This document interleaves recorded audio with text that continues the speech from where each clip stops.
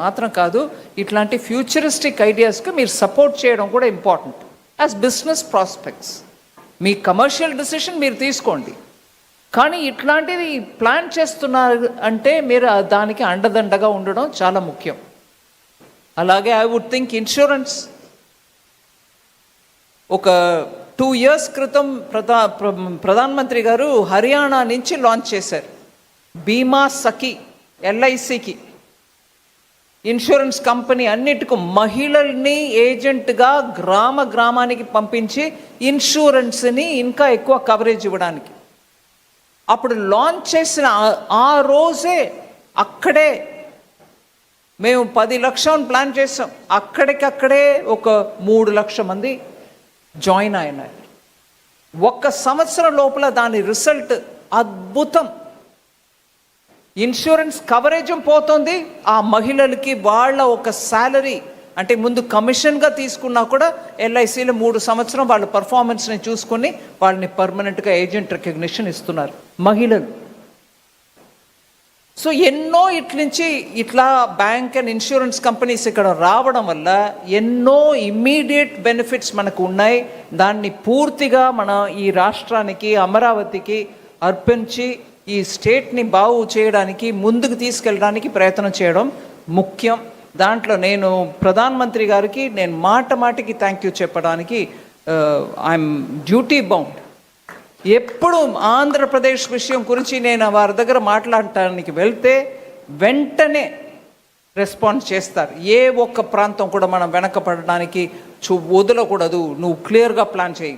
మళ్ళీ ఆంధ్ర విభాజనం తర్వాత ముందుకు ఫాస్ట్గా వెళ్ళవలసిన స్టేట్, దానికి ఎంత సపోర్ట్ చేయాలో చెయ్యండి అని నాకు క్లియర్గా గైడెన్స్ ఇస్తారు. కాబట్టి నేను బడ్జెట్లో ఏదో ప్రయత్నం చేస్తున్నాను.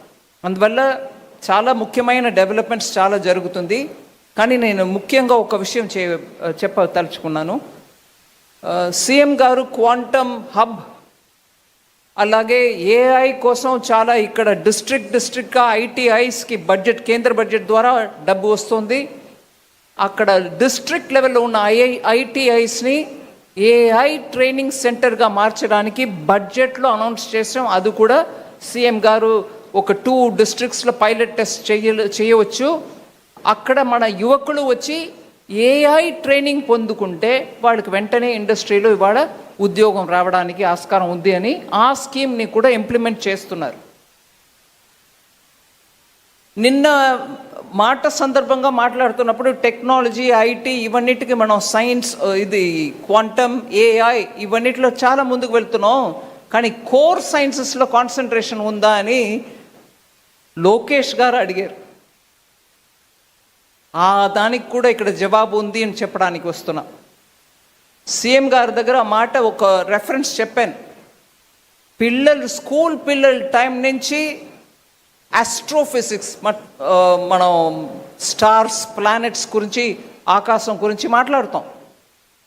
నాకు బాగా గుర్తు, మా ఫ్యామిలీలో 3-4 జనరేషన్స్ మెమరీలో చెప్పేది. ఒకప్పుడు బెనారస్కి వెళ్ళి సైన్స్ చదవాలని ఉండేది.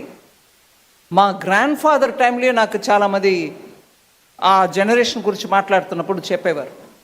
ఆంధ్ర నుంచి ప్రెసెంట్స్ బెనారస్ హిందూ యూనివర్సిటీలో ఎప్పుడు డామినెంట్గా ఉంటుంది. అప్పుడు ఎక్కువ యూనివర్సిటీస్ లేనప్పుడు ఏ సబ్జెక్ట్స్లో ఉంటాయి? సైన్సెస్లో ఉంటాయి.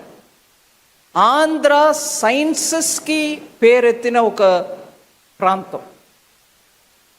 ఇప్పుడు ఐటీలో చాలా కాన్సన్ట్రేషన్ పోతుంది. బట్ ప్యూర్ సైన్సెస్లో కెమిస్ట్రీ, ఫిజిక్స్లో ఎంతమంది ఇక్కడి నుంచి పేరు పొందిన వాళ్ళు లేరు. గ్రేట్ కాంట్రిబ్యూషన్స్ చేశారు. అందువల్ల క్వాంటమ్, ఏఐ ఇవన్నీ కూడా పెరగడం ఒక ఎత్తు. ప్యూర్ సైన్సెస్కు కూడా మనం కాన్సన్ట్రేషన్ ఇవ్వాలి. దాంట్లో ముందు వచ్చి సీఎం గారు astrophysics, Indian Institute of astrophysics తోటి ఒక MOU సైన్ చేశారంటే ఐఎమ్ వెరీ ఇంప్రెస్డ్. అండ్ దానికి ఇండియన్ ఇన్స్టిట్యూట్ ఆఫ్ ఆస్ట్రోఫిజిక్స్లో సింప్లీ సూపర్ పని చేసే డాక్టర్ అన్నపూర్ణి గారే వచ్చి MOU ఇక్కడ ఎక్స్చేంజ్ చేశారంటే దానికంటే హైయెస్ట్ ఎక్స్పెక్టేషన్ మనం చేయలేము. ఆమె నేను జస్ట్